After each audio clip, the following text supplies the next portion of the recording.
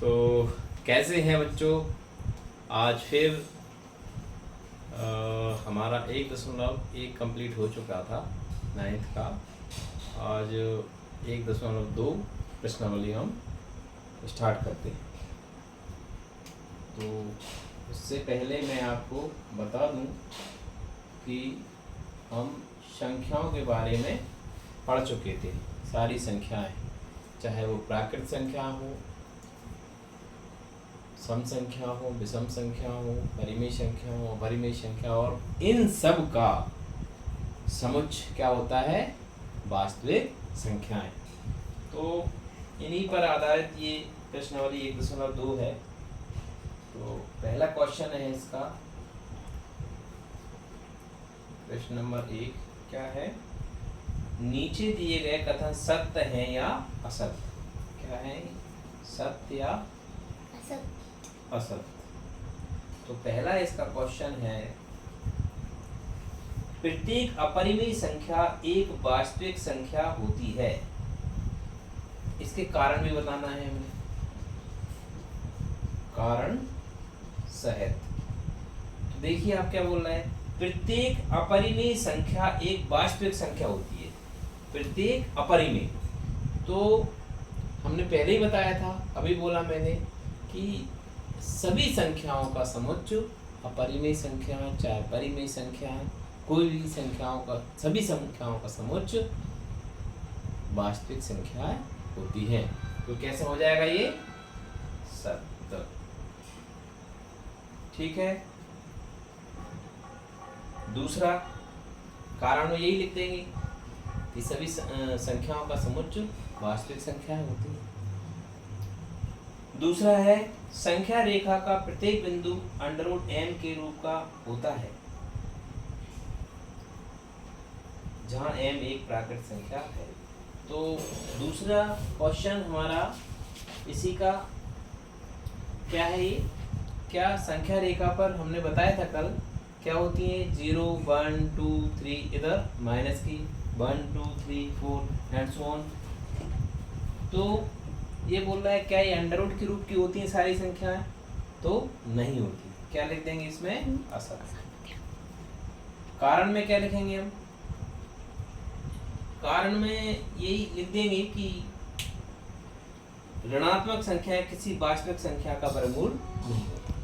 तो इस तरह से समझ गए होंगे आप। तीसरा क्वेश्चन है इसका, प्रत्येक वास्तविक संख्या एक अपरिमेय संख्या होती है। तो ये गलत कह रहा है, क्योंकि सभी संख्याओं का समुच्चय वास्तविक संख्या होती है। तो ये प्रत्येक वास्तविक संख्या अपरिमेय संख्या नहीं होती। तो ये भी क्या हो जाएगा? सत्य। इस तरह से ये पहला क्वेश्चन इसका फिनिश होता है। प्रश्न नंबर 2 पे आ जाते हैं। क्या सभी धनात्मक पूर्णांकों का वर्गमूल अपरिमेय होते हैं? यदि नहीं तो एक ऐसी संख्या वर्गमूल का उदाहरण दीजिए जो एक परिमेय संख्या है। तो ये बोला है सभी धनात्मक पूर्णांकों के वर्गमूल अपरिमेय होते हैं। तो ये गलत है, नहीं। अच्छा, ऐसी कोई संख्या बताइए। तो हम ऐसी कोई संख्या लिख देते, जैसे √4। इसका वर्गमूल कितना होता है? 2।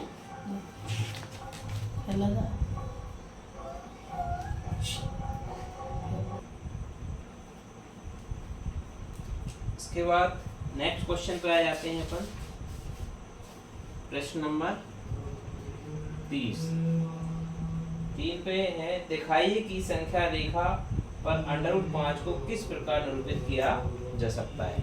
√5 को संख्या रेखा पर, संख्या रेखा पर। तो संख्या रेखा मैंने आपको बता दी थी क्या होती है। सभी संख्याओं को उस पे दर्शा दिया था हमने। अब √5 को कैसे दिखाएंगे? तो √5 को दिखाने के लिए हम क्या करेंगे? संख्या रेखा खींचेंगे स्केल से 0 1 2 3 -1 -2 -3, माइनस के 1 2 3 इधर, माइनस के और प्लस के इस साइड। तो अंडर रूट 5 है, तो वैसे तो इसका आधा 2.5 कुछ है, और इस पे हम कैसे दिखाएं? तो इसके लिए एक ही मेथड है, इसका आधा ले लीजिए, यानी आधा प्रॉपर जितना हो जाए, यानी कितना हुआ 1 2, कितना 1 2, 2 के बाद एक और ले लीजिए,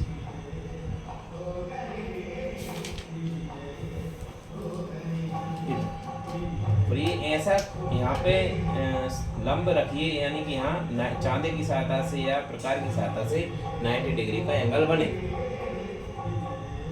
तो ये कितने हो गया? तो इसको इससे मिलाते हैं, 3 नहीं ले सकते, 3 दूनी 6 हो जाएगा, 2 ही लेंगे, 2 दूनी 4। तो इस ये जो है दूरी, ये अंडर रूट 5 होती है। तो क्या हमने कर दिया क्या? नहीं, क्योंकि अंडर रूट 5 तो ऊपर है, जबकि हमको दिखाना है किस पे? संख्या रेखा पर। तो संख्या रेखा कहाँ है? ये तो हम क्या करेंगे, प्रकार से ये दूरी लेंगे और ये ऐसे निशान लगा देंगे, ये आपका आएगा अंडर रूट 5। ओके, ऐसी कोई सी भी संख्या को हम इसमें दिखा सकते हैं। तो ठीक है, फिर इस तरह से ये इम्पोर्टेंट क्वेश्चन लगभग मैंने 1.2 हमारी कंप्लीट होती है। चौथा भी है, ये इस तरह से उनको बताया गया है, तो वो भी आप कर सकते हैं। नेक्स्ट प्रश्न वाली, फिर चलिए फिर कल मिलते हैं नेक्स्ट के लिए। Okay, bye.